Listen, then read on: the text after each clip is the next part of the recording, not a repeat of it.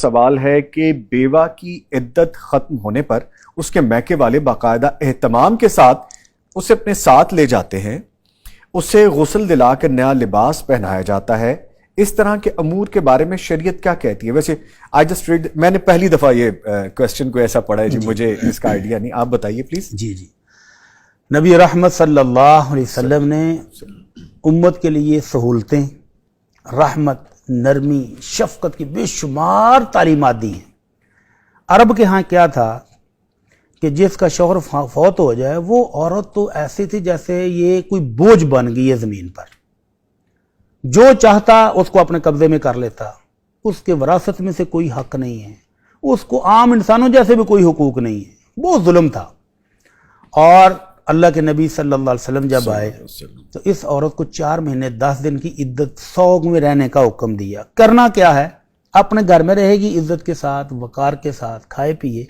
لیکن حضرت ام عطیہ رضی اللہ عنہا فرماتی ہیں کہ ہم پر پابندی یہ ہوتی تھی کہ لا نقتحل، ان دنوں میں عورت سرما نہیں لگائے گی۔ سرما اس دور کی بہترین بیوٹی ٹپس میں تھی، یہ آپ کا میک اپ میں بہت شاندار حصہ تھا کہ آپ نے سرما لگایا ہے۔ تو خواتین جو بیوہ ہوں عدت کے دوران سرما نہیں لگائیں گے۔ ولا نتطیب، اور کہا کہ ہم خواتین کو یہ حکم تھا کہ وہ ان دنوں میں خوشبو استعمال نہیں کریں گی، اور ایسے شوخ کپڑے، نئے کپڑے، بھڑکیلے خوبصورت لباس بھی نہیں پہنیں گے۔ سادہ لباس پہن کے سادگی کے ساتھ یہ 4 مہینے 10 دن گھر گزارنے ہیں۔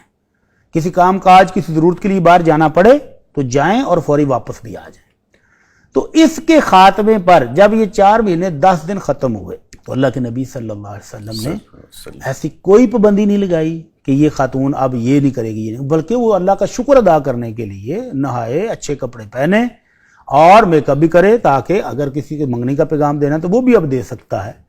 تو یہ جو دعوت ہے اس موقع پر، میکے والے آئے ہیں، بیٹی کو لے کر گئے ہیں، اس میں بھی قطعاً کوئی حرج نہیں ہے۔ دعوت کی 3 قسمیں ہو سکتی ہیں۔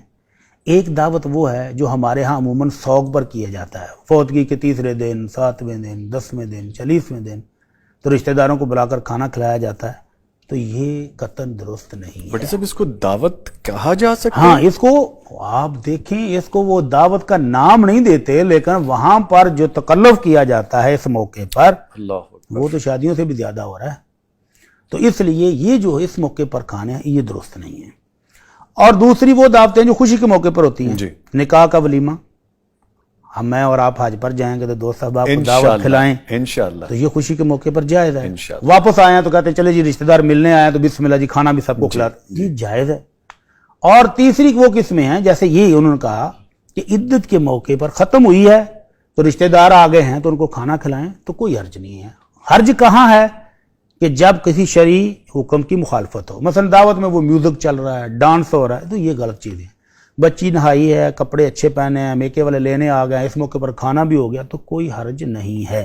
اس نے عدت گزاری ہے اللہ کا شکر ادا کرنے کے لیے کہ اللہ تعالیٰ نے یہ میرا اسلامی جو میری ڈیوٹی تھی وہ پوری ہو گئی ہے، تو اس کے موقع پر وہ شکر ادا کرنے کے لیے کسی کی دعوت بھی کر لیتے ہیں، تو اس میں قطعاً کوئی مذائقہ نہیں ہے۔ اہتمام ضروری نہیں ہے، لیکن وہ اسراف، لیکن وہ اسراف جو ہمارے ہاں ہوتا ہے وہ نہ ہو، اور کوئی شرعی مخالفت نہ ہو کہ اس موقع پر میوزک بجایا جا رہا ہے تو یہ ڈھول بج رہے ہیں، تو یہ قسم کے کام نہ ہوں۔